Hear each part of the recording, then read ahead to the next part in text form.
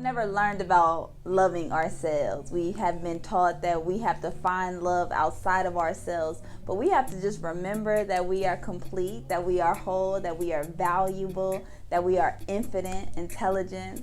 And that is what this book is all about. It's a manual to guide others in the right direction towards wholeness, worthiness, and self-respect, and overall love for self. No idea what to do, where to look, you know.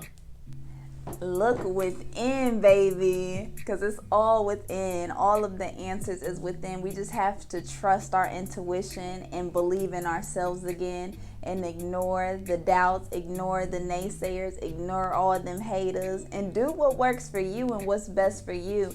It's so important that we embody love, because that's how we teach other people how to love us.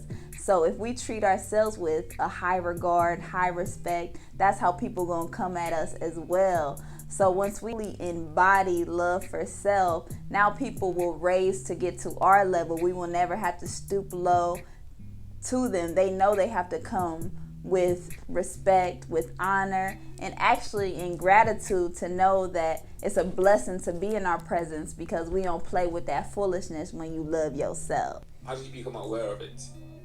I found it looking at God and realizing God is in all of us. So understanding that this is just a spiritual aspect to this life, that what we really tripping on, we really shouldn't be tripping on. Like, we're taking this life a little bit too seriously and not understanding that we can't take none of this stuff with us. We really came here to learn. We came here to grow. We came here to gather experiences overall. So knowing that, I have just been learning and trusting myself overall, detaching myself from my flesh, just questioning myself, getting into solitude. People are so afraid to be with themselves, but they have to just shift that to solitude, because the true leaders are alone. The true leaders know that they have to go alone in order to develop Christ consciousness on a higher level. Misery loves company. That's why everybody want to link up with you and be with you, because they're miserable. Yeah, wow. So once you just detach yourself from the crowd, now you can lead the crowd. You can use to start in the first place. Journaling is so important. Writing down your thoughts, putting it on paper, and actually just being outside in nature, connecting with the oneness of it all, of this beautiful atmosphere that we have been destined to be in. So going outside, sometimes we have to physically get ourselves right, because when we look good, we gonna feel good. So if we first take care of our temple by exercising, working out, eating healthy, now we get our mental right. Now we reading books instead of scrolling aimlessly on social network. We're actually reading, so now we can speak better to one another. Now we can be quick on our feet, and also as well as spiritually getting aligned to this self-love, and that is by listening to yourself, listening to the spirit that is within. And quietness is always amazing. And having fun is another amazing step that we should all do, because prayer and dancing and laughing is a superpower that we should not take for granted. Yeah, how do you define fun? Fun is when I'm in the present moment. That is fun. So every time I'm just truly not thinking about the future, thinking about the past, that is where fun happens. We are here and now, and we are just laughing, enjoying life, and all we're thinking about is what we're doing right now. You also said you have a podcast, right? So what do you do for a podcast, and then how long have you had it? I have started the podcast in 2018, so it's been a couple years now, if I could do the math. It is about taking control of your own destiny, leadership, self-love, everything that has to do with self. Knowing self, loving self, respecting self, and now you're going to develop healthy relationships overall with yourself. But we teach how to really master and stay on your P's and Q's on this journey by first mastering yourself. In terms of mastering yourself, what does that also look like? getting to know yourself is such a superpower. So you have to ask yourself questions, and you have to know what you want in this life. If you don't know what you want in this life, you are going to be aimlessly walking around bumping into people you shouldn't be having no business being entangled with. So it's so important not to get so lost in the sauce. So knowing what you want out of life and creating that life for you, creating how do you view love, how do you look at this life, how do you view womanhood, how do you view manhood, instead of letting people tell you how to be, you have to be yourself and be the unique aspect that God created you. Everybody is so different. We're not all supposed to have a herd mentality. We're all not supposed to think alike, do alike, be alike. We're all supposed to be different and unique. So it's about questioning everything that this life is giving you, because we have to unlearn all of this junk that we have been taught. And questioning that and questioning yourself and knowing that you came here for a divine assignment. It's not a coincidence that your purpose birthed you today. So act on it and just question who you are. Yeah, I'm glad you speak about purpose. Do you feel like at this point in your life you've discovered yours? And if you have, what is it? I feel like every day is purposeful, every day is intentional. So I choose not to limit myself or to put a cap on myself and label myself at all, because what I'm called to do is to truly serve myself. By serving myself, I'm serving others. I'm being a vessel to other people when I'm a vessel to myself. So when I'm needed, that's when I'm being of service. So if I can be there to support, be there for any helping hand, because I'm showing the world what I'm gifted at. So now people are attracting to me what they need and what I can help with them. So wherever I can show up for, first I have to show up for myself. And once I show up for myself, I can show up for others. So if I'm getting called just to do things, whether it's to speak at an event, to act on set, to do a podcast, wherever I'm called at, that's where my purpose is for today. It's going to change periodically. It's going to change season by season. But you just have to be where you're called to be and show up for yourself. And now you can show up for other people. Yeah. What would you say has been your greatest struggle up until now?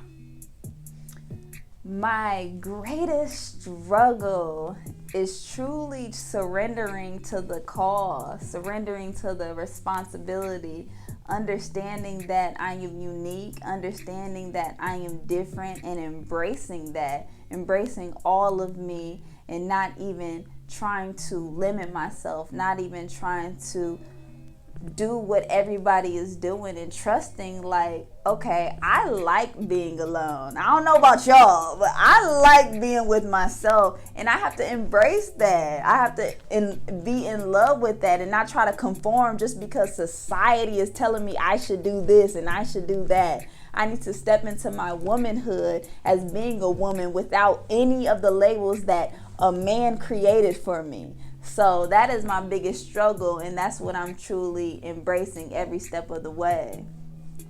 Yeah, and how have you dealt with that?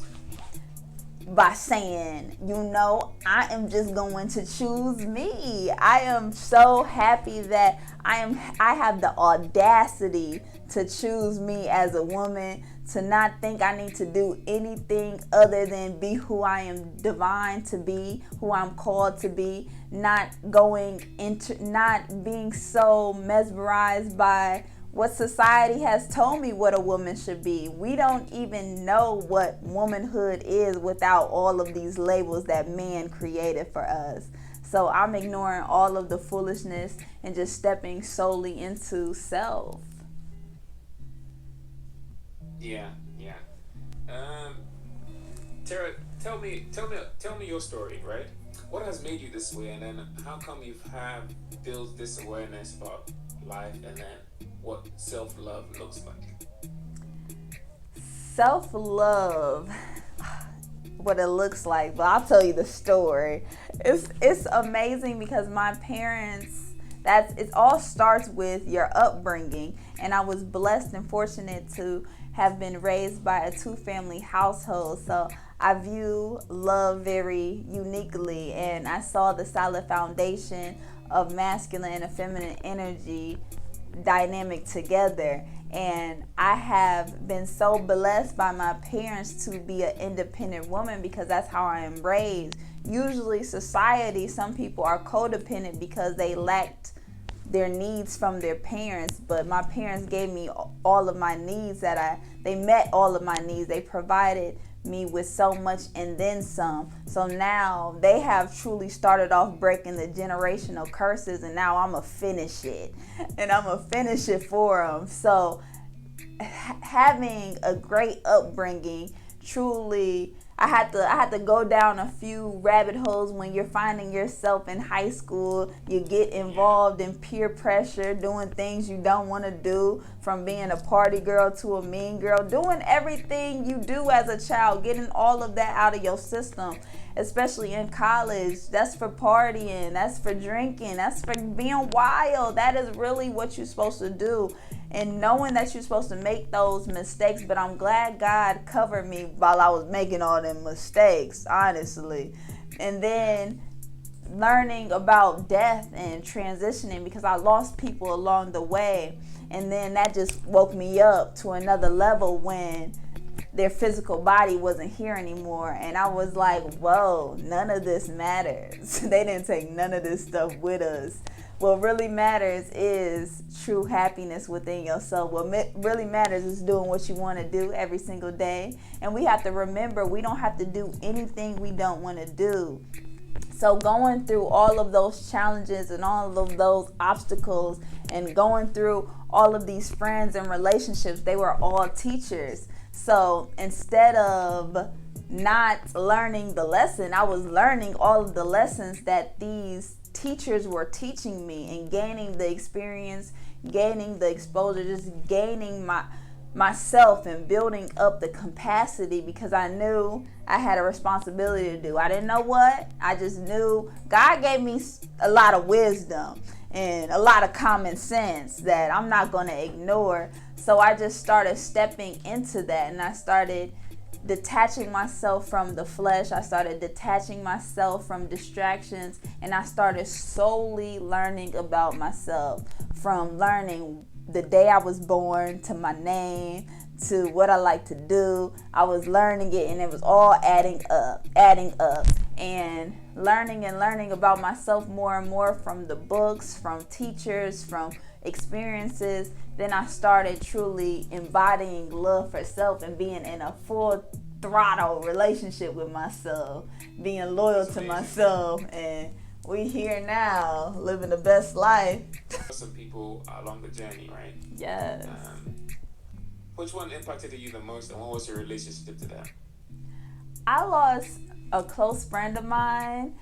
It was truly like a 10-year friendship. So from childhood to like adulthood and college, and that was someone close. That was somebody very dear, close to me, and we were the same age. So seeing, like, it's no time limit. Like, it's not guaranteed you're gonna die at a old age.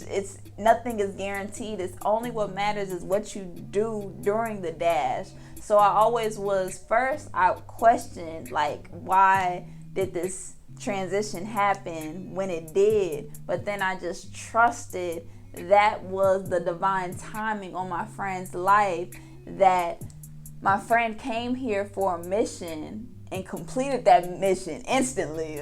Like, wasn't playing no games with it. And that's what we all came here to do. Sometimes our time is not going to be longer or shorter. It doesn't matter, but it only matters what you do during the time. And you just make an impact on so many people's lives. And that's what my friend did. Made such an impact on my life and so many more people. So knowing that is really what matters overall. And I look at death as a celebration now. It's truly a transition. Like, you got up out of here. You did it, man. You did it. Because that's what it really is all about. This mindset, did you always think like this? I always thought differently. Like, the way that relationship was being ran, the way that society was being programmed. But then I had to just like snap out of it, because it will get you unconscious and not questioning it when you are not alone and when you don't spend time with yourself. You will literally go down the rabbit hole and you will stay in the rat race and be trapped in the matrix. But then I just like woke up like out of my sleep, because a lot of people, we are just walking zombies, and sometimes you just gotta wake up and like, whoa, why am I doing this? I don't even want to do this. I don't even want to be here. I don't even like you. And it was amazing just having that time of isolation, because then you will really like wake up. The one piece of advice for those that are unsure, that are confused, is to truly embrace not knowing. Embrace the unknown. Embrace that you still trying to figure it out, that you don't have all of the answers. It's just about the answers that you do have, they are within. All you have to do is sit still and sit quiet and listen. Sometimes we just gotta shut up and listen. We be talking too much and asking for too much. You already got everything you need at this moment. Trust that and be in gratitude for where you're at. I think things will shift for everyone if we are grateful for every moment of the day. Like grateful for this piece of moment, grateful for my laptop, like grateful for everything that I have around me, because that will add to the blessings. And if you are confused, just breathe. That's what we have to do, is get back to the center of the breath. And once you realize, wow, I am still alive, you win. It's gonna get you to thinking higher and abundantly at that point. What I would advise to my younger self, if I would have told my younger self to stay a virgin, keep your legs closed. You do not need to be out here having sex, busting it open to a boyfriend that you just put an imaginary label on it. Keep your body to yourself. Cherish your temple. That's what I would tell my younger self, and that's what I would tell the young ladies and the young brothers. Keep your body to yourself. This is treasure that you have, especially between your legs. Everybody should not have access to you. You should not be giving your body away to strangers just because you just threw a label on it. It has no true meaning. What truly matters is protecting your heart, not giving everybody access, protecting your mind, protecting your heart, and protecting your body, because that's gonna give you a peace of mind. How do you protect yourself from that, you know? Yes, we have to unlearn that we have to wear our heart on our sleeve, that we have to give somebody our heart. You don't have to give nobody your power. You don't have to give anybody a piece of you in that way. If you just embody love, you're going to be overflowing with love. So now they're going to just get the leftovers. But you have to fill yourself up. And by protecting your heart is by keeping your secrets. It's about only venting to God, truly. It's about not doing things that you're not ashamed of. It's only doing things that you don't mind telling the whole wide world, because you have to realize and study humans. Humans are unpredictable. One day they like you, the next day they don't, and you don't have to do nothing to them. So you have to just have compassion for them. By having compassion, you have it for yourself, and just knowing the way this world works, and knowing that people are wishy-washy. They go up and down, but all you gotta do is protect how you view life and your attitude around these unpredictable creatures. So just being that source of happiness for yourself, knowing that nobody can make you happy, and find out what makes you happy, but don't rely on nobody to do nothing for you, because nobody is your savior but you. What does mental health look like for Tara? How I make myself happy is by waking up every day. Like, golly, I got another day to create. I got another day on the slate. I got another day to be grateful, to go out there, to serve, to make a difference, to uplift, to share my wisdom, to share whatever gifts I have today. So just being creative makes me happy. Just simply being makes me happy. Being in stillness, being in love, being outside, just simply not doing nothing makes me so happy. When I don't gotta do nothing, that makes me so happy. Simple things, just breathing makes me happy. Eating a healthy meal makes me happy. Being with family and friends makes me happy. Giving gifts, serving, taking pictures, like so much makes me happy. Talking to you makes me happy. Life makes me happy. Yeah. But ultimately, who are you doing this for? God. I'm doing it for myself, and I'm doing it for God and whoever it can touch. Hallelujah. But I'm doing it for me, and I'm really doing it for God. Okay. And then what's your relationship with God like? What does that look like now? Oh my goodness, it's so beautiful. God wakes me up every single day. God is my provider. God is my pleaser. God truly pleases me every single day. And God just doesn't disappoint me. God shows me that so much is possible within me. God believes in me. God truly gives me all the love that we are searching for outside. God gives it all to me. God just is the true source of feeling ecstasy. What does God want in return from you? For me to just be happy. God is the happiest when we're happy. So all I gotta do is just be happy. Like, that's all. If we're depressed, if we're mad, we're not living for God, and we're disobeying ourselves. So what's normal is us being joyful, feeling good all the time. It's not normal that we all depressed and mad every single day. That's not normal. Yeah. So are you saying like things don't get to you at this point, and if they do get to you, how do you deal with them? Oh yeah, no, I'm still working. I'm still trying to evolve on my Christ consciousness, because I still get triggered, but I'm just learning to laugh more, to breathe, to just take a moment instead of reacting, being proactive and sitting and still and like, what is this moment teaching me?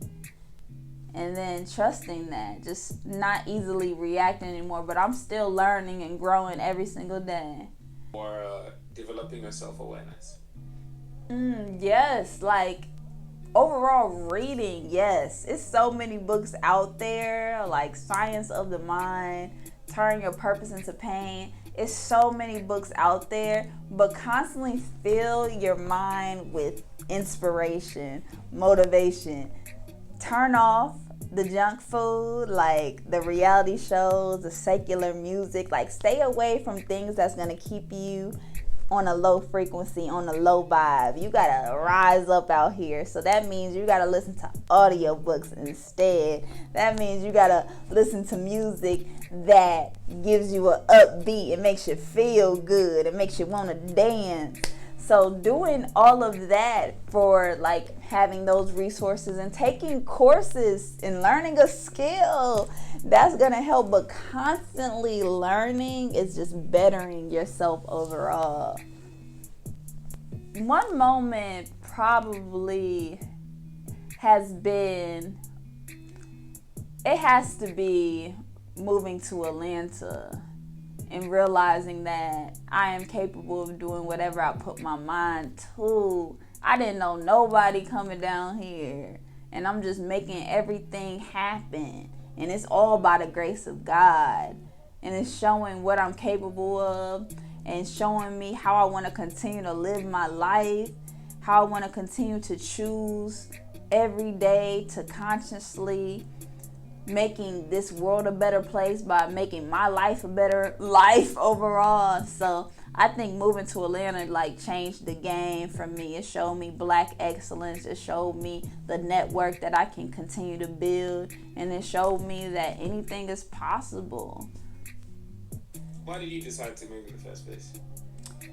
We all have to get out, like we all have to like spread our wings and fly to elevate to the highest heights that we can possibly be in. Like, we shouldn't just stay where we were raised, because at the end of the day, when we were raised and we were a kid, we didn't even choose to live there. We have been being told what to do by our parents every single step of the way. So you have to move away. Like, you have to get away if you want to really grow and evolve and just step outside the norm, step out of what everybody is telling you, and think for yourself, where do you want to live? Where do you want to travel to? What do you want to eat today? Instead of waiting for someone to make decisions for you in your life, you have to make those decisions for yourself.